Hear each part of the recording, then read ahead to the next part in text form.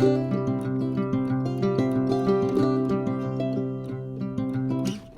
guys, welcome back to Say Mojo Homestead. I'm Cass and this is Jeremy, and we are really excited this weekend to share with you about passive solar. We recently had the great opportunity of talking with Justin Rhodes about passive solar. When we built our house, we chose to build a passive solar house and we have loved it. I grew up in a passive solar house, so that's kind of what I've always had all my life. And it really does cut down on your electricity bill. So we were really excited to be able to share our experience with passive solar with Justin Rhodes. So another thing you might notice that's different this week is we got these little handy dandy mics. I got them for Jeremy for his birthday, which was this past week. And we were just having a lot of trouble with like wind, and we had to be super close to the camera. Or feel like we were yelling. Yeah. I'm really excited about these. Yeah. Our new little pets. Yes. We should name them. We should. Name suggestions, guys. Leave them in the comments below. We need 2 names for our mics, preferably a female and a male. Yes. So, another thing we have going on this weekend at the Homestead is we are hosting our first like outside farm event. What? I want to help. You want to help? Oh, our helper here. And we're kind of prepping for that. We will be serving a meal to some people that have never eaten at our farm before. So that's really exciting. Yeah, getting to use the table that we made. That was actually the draw for them to come here. So yeah, it's just exciting to see that table, the vision for that table really starting to come to fruition. Yeah. You know, it's I mean, it's not that we doubted it, but when you start to see it happen, it's really cool. Yeah. So, yeah, are excited about that. Yep. But for now, let's go check out this passive solar house. Yeah. So, passive solar. Yes. We did cheat passive solar a good bit. So I'm going to talk about the ways that we cheated it, and then Cass is going to talk about more of like what passive solar is. So she did grow up in a passive solar house. I studied passive solar a little bit in college in some of our classes, and so we do have, I feel like, a pretty good understanding of what it is. Now, we're not going to go into an exhaustive detail explanation as to what it is. We're really just going to kind of show the examples on our house and leave it at that. We cheated it. True passive solar, you really don't want to have a lot of openings like windows and stuff on the north side of your house. We blew that out of the window.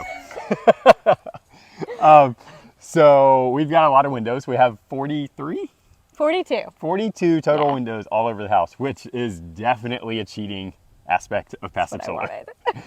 We like sunlight. We like natural light. We weren't going to sacrifice on that. Yeah. So we really wanted to make sure that we were still getting that in, and figured, you know what? We're in South Carolina. We can cheat it a little bit. Yeah. Which is why we were able to get away with doing some of this stuff. Passive solar is really going to work in the winter time, but it does benefit. There's huge benefits in the summertime as well. But our winters don't get really cold here. So we felt like a lot of those aspects we could get away with cheating. So we do have a lot of windows. That's one way we cheated it. Another way that we cheated it is our house is not laid out kind of like a ranch style house, which is what passive solar layout is.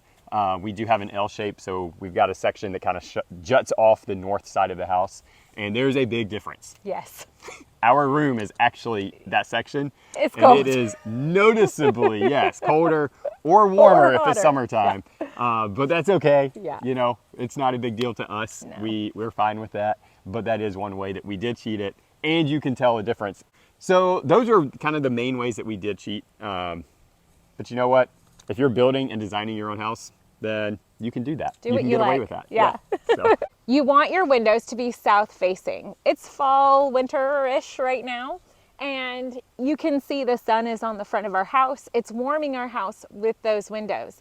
Now, in the summertime, that porch would be very shaded right now. You get the same effect in summer. When you want that cooler front space, or you want your house to be cooler, that's good to know as well. But the way it works is those upper windows in the clear story open. 2 of those windows open. So as you're in the summertime, as it gets really hot in the house and that heat rises, you can open up those windows and the hot air can escape. or you can open the windows at the top and the bottom and circulate the air through the house. The other nice thing about these windows is that those windows get that first sunlight, so inside of our house gets that first warm winter sun. So that's really nice. Yes. So in true passive solar, like I said, we cheated it because we put windows on the north side of the house. You would have a solid wall on that back side, on the north side of the house. And typically, like if you're going 100%, it's going to be like a brick wall or even concrete, something that's going to be able to absorb that heat as that sun hits that wall and warms it up and then release it at night. Yeah. Windows don't do that, so we don't have that. Yeah, But one thing my grandma did, which I thought was really neat, was they put up very tall, thin windows. So they still could have some windows on that back wall, and they did cover them with curtains, but she still had the option to open them up if she wanted more sunlight there. So we're going to take you inside so that you can get an inside view of all of this. And I'm currently being blinded by the sun because it's now up high enough to where we've lost all our shade. So yeah, let's go check that out. All right, guys, so we did mention that we have an event that we are getting ready for this weekend. What it is, it's a small event. It's basically a ladies' Bible study is coming to do kind of their final wrap up. They were doing a study that was talking about like the vine dresser and how a garden is tended and the seeds grow and all of that, and just looking at scripture and things that talk about that. So they wanted to wrap up their Bible study by doing a kind of farm to table thing, and so they asked if they could do it at our house, and we were like, yeah, you can do it at our house. So that is what we're getting ready for. I'm super excited to be hosting them. I think that's going to be a lot of fun. It just goes along with us teaching them because none of them really do the homesteading thing, and so it's just going to be an opportunity for us to share what we're doing out here and to share some good food. So I wanted to show you guys. Check this out. Yeah, we got a Boston butt on the smoker.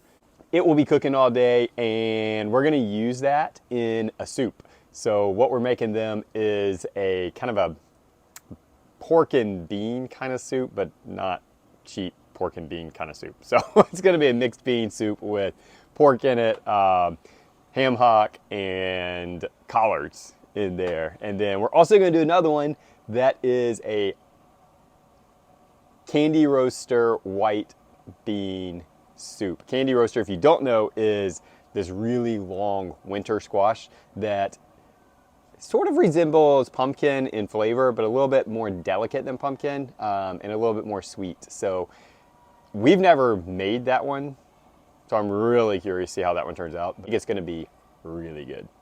So we are inside. We were hoping it would be a little earlier in the day, but we got sidetracked and other farm stuff had to happen. So Yes. here we are. So we do not have a lamp in here. You can tell from all of these windows that is one way that we cut down on our energy usage.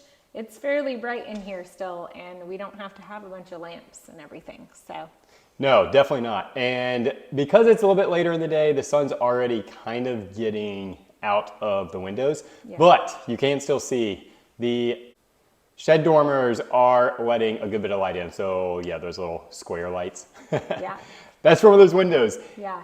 In summertime, none of that sun comes in whatsoever. And a lot of that has to do with the overhang of the roof. And that does play a big part of it, is having it overhang enough to where you get those shadows in the summertime, but then not so much so that it blocks the sun out in the wintertime. Normally, you can't really tell now, but even these windows behind us, which are the front porch windows, even with that front porch that's 8 feet wide, sun still comes in this time of year. And especially, again, the later we get into winter, the more sun comes in from those windows. So it really does make a huge difference. I think a lot of times you don't realize how much the sun goes down into the southern hemisphere during the wintertime until you have something like this. And it's like, whoa, there's a ton of light coming in right now, which is really nice.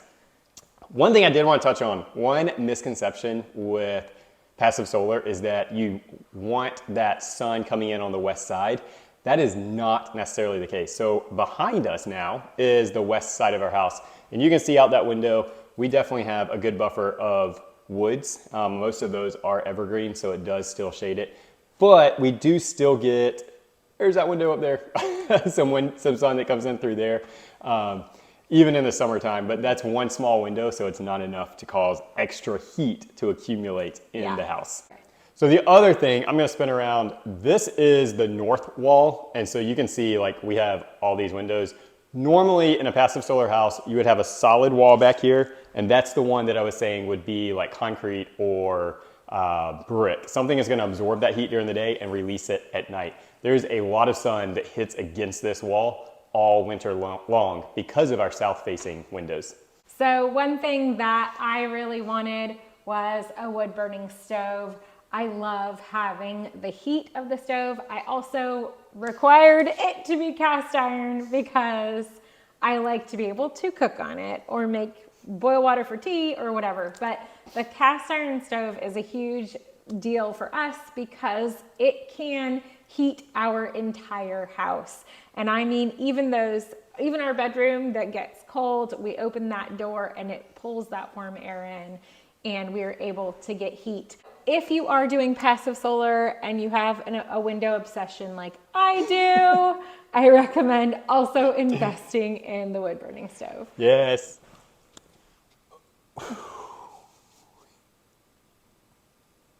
Time for highs and lows. Yes. That was a lot of fun. Yes. We just had some people over to do our first farm to table event. It was a lot of fun.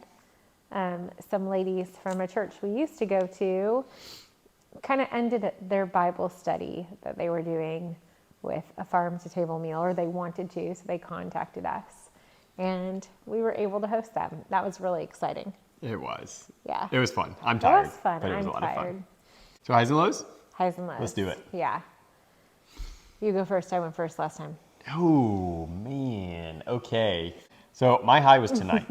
Yeah. I mean, if you're going to let me go first, I'm just going to take that one. That's fine. Do it. Take it. We did spend a lot of time just preparing and getting everything kind of in order and just catching up on some projects. This was a great motivation to get caught up and finish some projects that needed to get done. We did charcuterie in the garden to kind of start out. So pretty. Yeah. Yes. It was like candlelit. It was perfect. I mean, it transformed our garden.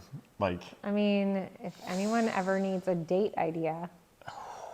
Yes. It was beautiful. It was pretty cool. Yeah. And then did the dinner part of it at our table that we have in the backyard next to the water feature. And so that was really cool. Again, lit with candles kind of throughout the water feature and the table and all of that. Unfortunately, we didn't get any good pictures, but you know, the ladies had fun. That was the main thing. Had a fire going for them. They did dessert around the fire and kind of ended the night that way. So it was really cool to be able to bless them with just a really, I think, perfect evening and perfect way for them to wrap up the Bible study. My low, I think, would be, man, I don't want to say the rain because I was very thankful for the rain. Yeah. So I'm not complaining about that, but it did kind of set back work a little bit. Yeah. And so I think that was probably my low, and just that having a project kind of hanging out there that I'm ready to wrap up to get paid. Yeah. So, appreciated the rain, did not appreciate the delay.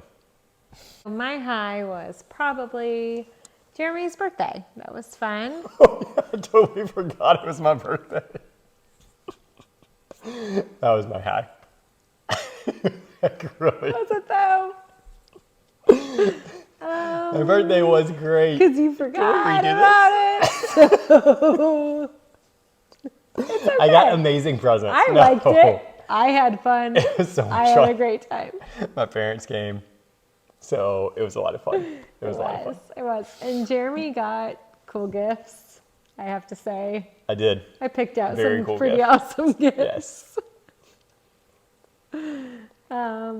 We have this new tripod that I'm loving. I love it. Anyway, mics are good. It was one of those gifts you give to someone, but you're really excited about it yourself. So that was really fun. Those are the best gifts. Yes. My low was probably that we just had so much to do this weekend. It was good. Like everything we did was so good, but we had so much to do that we weren't able to do some other things that we wanted to do that were kind of more fun, relaxing, community building. Yeah. So the property looks great. Everything needed to be done. The rain set us back and caused some delay in our plans, but everything got done. That was important, and it looks great. But I do wish we got to do some of the other things that we had planned to do this weekend. Yes. That was a bummer that we had to miss out on that. Yeah. Yeah. Thank you for joining along. We really do appreciate it. And if you have been following us, thank you so much. We are so grateful for you guys. Yeah. And really do consider you guys family. If you have not hit subscribe yet, we'd love for you to do that. Join the YouTube family. Yep. And follow along on this crazy, amazing journey of homesteading. If you have any questions or comments about what we talked about with the passive solar, if you have passive solar and have anything that you would like to add, please share your opinion in the comments below. We'd love to hear from you and chat with you, all things homesteading and passive solaring. So we hope you guys have a great week and be blessed.